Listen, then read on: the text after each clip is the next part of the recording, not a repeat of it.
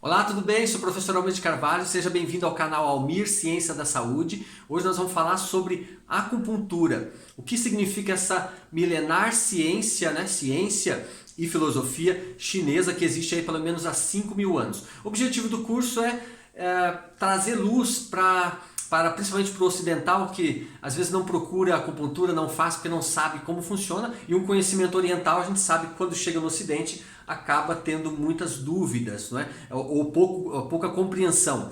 Então a acupuntura é científica, é uma ciência porque é baseada em leis naturais, e todas as leis naturais são bases para qualquer tipo de ciência, não é? Então, mas vamos falar um pouquinho da filosofia, que é fundamental. Essa filosofia é importante para entender como é feito o diagnóstico na acupuntura, que é muito diferente do diagnóstico da medicina ocidental. Embora os dois diagnósticos, as duas medicinas deveriam andar juntas, e já estão andando juntas aí já há algum tempo, né?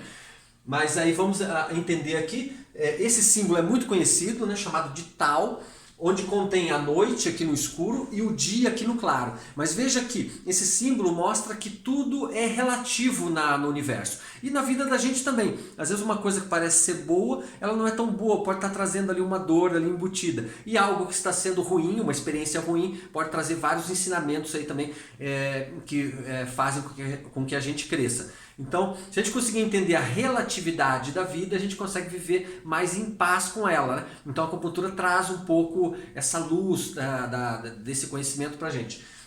Então veja aqui, mesmo na grande escuridão, você tem uma pequena luz. E numa grande luz você tem uma pequena escuridão. E um se transforma no outro, assim como o dia e a noite. Então é yin e yang. Então o yin seria a parte escura, o yang é a parte clara. E aqui você pode colocar todos os opostos, masculino, feminino, o quente, frio. Então aqui, tudo aquilo que é claro, que é ativo, que é movimento, que é agitação, a gente pode colocar como que é calor, pode colocar como yang. E aquilo que é o contrário, que é o controle, o freio, a introspecção, a frieza, a gente pode colocar aqui como yin. Então isso é importante entender porque tem dois tipos de pessoas, a pessoa mais agitada e a pessoa mais para baixo, mais tranquila, né? Então é importante entender isso para a gente poder, na hora do diagnóstico, entender se a pessoa é muito yang ou se a pessoa é muito yin, porque existem pontos yang e pontos yin. Claro que eu não vou entrar em detalhes, num vídeo curto como esse, mas é só para você entender mais ou menos como funciona. Então aqui, mesmo o yin e o yang também tem uma relatividade. Então vou dar um exemplo.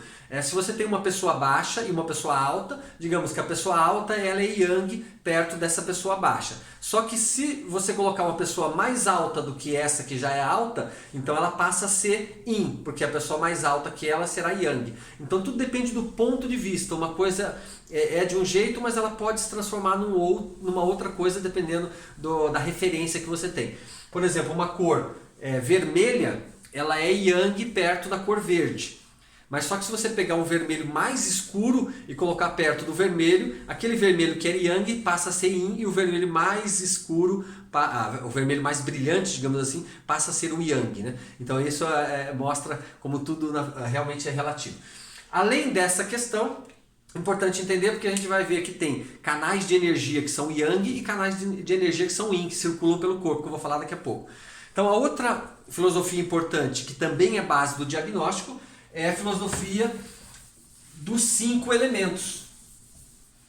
Então os 5 elementos são muito importantes para a gente entender como funciona o nosso corpo e como descobrir o desequilíbrio para atuar nele. Então os 5 elementos são, colocando aqui num pentagrama, os 5 elementos ajudam a gente a entender onde ficam as emoções e quais os órgãos que são afetados por aquelas emoções. Então, por exemplo, aqui no alto nós temos os 5 elementos, o elemento fogo, que rege o coração, cuja emoção é a ansiedade. Então o elemento fogo fica aqui no topo.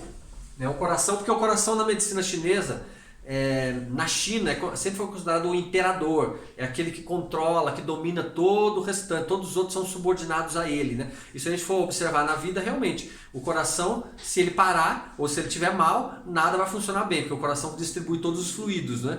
E também na filosofia oriental, a mente da gente não está no cérebro, está no coração. Então por isso que é importante entender esse conceito. Então fogo, coração, ansiedade. O segundo elemento é o elemento terra, que contém o estômago, e a emoção é a preocupação. Preocupação que afeta o estômago. É claro que aqui as emoções que estão aqui, o contrário também beneficia aquele órgão, né? Então a preocupação, se você estiver calmo, você contribui para o seu estômago, o seu sistema digestivo funcionar melhor. Se estiver muito preocupado, vai atrapalhar aqui o funcionamento do estômago. E aí então o próximo elemento que a gente vê na sequência é o elemento metal, que contém aqui os pulmões, e tem a emoção como a mágoa. Mágoa, ressentimento, né? E isso, se a gente colocar no corpo, na estrutura do corpo, a gente observa que quando a gente está chateado, magoado, a gente tende a fechar o corpo, curvar ele para frente. Então, porque a mágoa afeta diretamente a capacidade expansiva do pulmão de absorver o Qi, né? O Qi é energia em chinês. Aí passamos para o próximo elemento, que é o elemento água, onde contém então os rins e a emoção do medo. O medo, então, que é a emoção que afeta os rins, pertence aqui ao elemento água. E para fechar o quinto elemento, madeira, é o fígado, e tem como emoção a raiva. Isso. Então aqui formamos os 5 elementos. Eu não vou colocar detalhes da lei de geração e de controle, porque para esse vídeo não é esse o objetivo. Eu posso fazer outros depois. Mas então, essa análise vai ser importante para quando a gente faz um diagnóstico.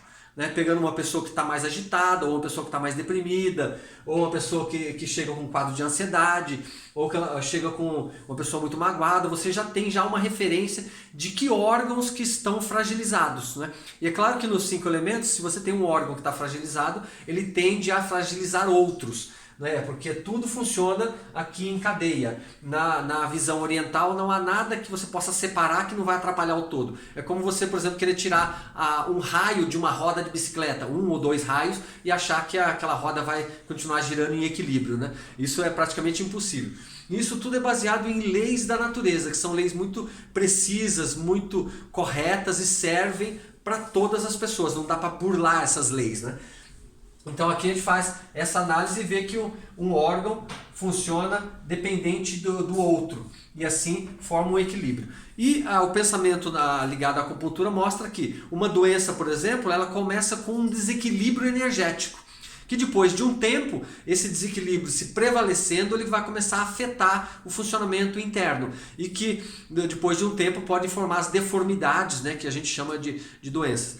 Então se existe energia, né? Tudo isso é baseado em energia. Essa energia circula em nosso corpo através de alguns canais. Assim como, por exemplo, você pega um fio e liga na tomada e leva aquele fio e liga na sua televisão. A sua televisão só vai ligar porque aquela energia está correndo por aquele fio para chegar na TV. No nosso corpo também. Para que o seu coração funcione bem, você tem aí um circuito, né? No caso do corpo é controlado pelo cérebro, mas que emite vibração elétrica e faz com que o coração bata e tenha a sua função. Então aqui, na parte energética, nós temos os canais de energia, que são chamados de meridianos. Meridianos são canais, então, por onde a energia circula e que tem uma influência interna e uma influência externa que faz com que a gente consiga avaliar ali o ponto de equilíbrio.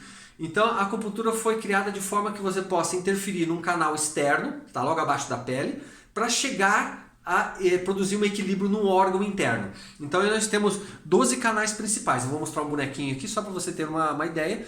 Pelo corpo passam várias linhas, vários canais pela frente e por trás do corpo, e na cabeça tem vários deles, e ao longo desse canal ficam os pontinhos de acupuntura, que é como se fossem pontos de intersecção da energia. A energia passa por ali e se esse ponto estiver bloqueado, ela tende a reprimir naquele ponto e não passa para a sequência seguinte. Então é como se fosse aqui um canal, aqui um ponto e o canal continua, e aqui outro ponto.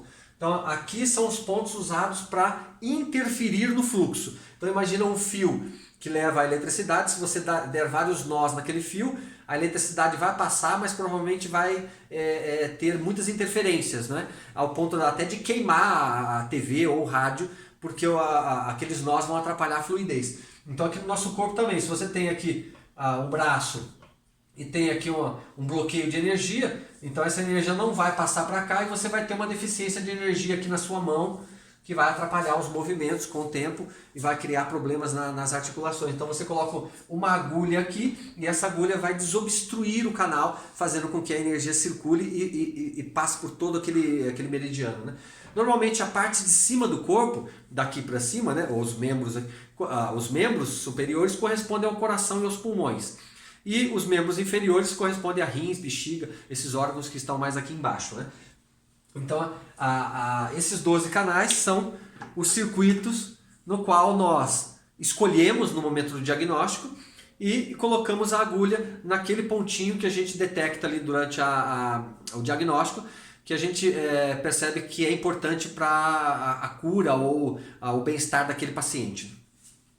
Então, é feito dessa forma. O diagnóstico é feito de diversas formas. Você pode utilizar os exames da ressonância magnética ou outros exames da medicina ocidental para ajudar no diagnóstico, mas a acupuntura tem um diagnóstico próprio, que é análise do pulso, através do pulso ver onde está o desequilíbrio, ver também as marcas, formas e marcas da língua, que também mostram algum tipo de desequilíbrio. Você olha também as marcas que podem ter no rosto ou a postura do paciente e também aquelas emoções que eu já mostrei que o paciente pode trazer como algo já que pode facilitar o diagnóstico. Mas muitas vezes aquela emoção que o paciente traz, que é consciente para ele, não é exatamente a emoção principal que está causando o problema. Então na acupuntura a gente consegue identificar a causa, que geralmente é a emoção que está no inconsciente e que está desencadeando aquela que conscientemente o paciente identifica.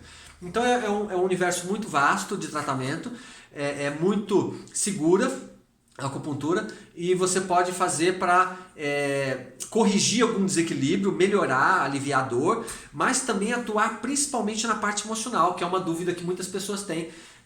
Normalmente no Ocidente faz muitas pesquisas com acupuntura para alívio de dor, não é?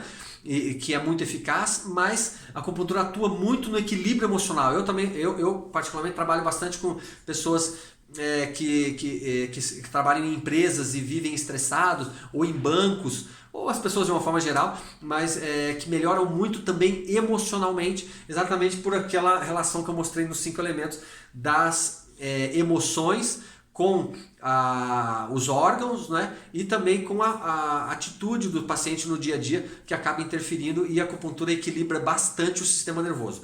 Então, marque o seu horário para que a gente possa aí, fazer um trabalho de equilíbrio muito bom para você. Espero que você tenha gostado. Procure compartilhar o vídeo, inscreva-se no canal e aperte aquele sininho para que você receba sempre vídeos novos. Muito obrigado, até o próximo vídeo.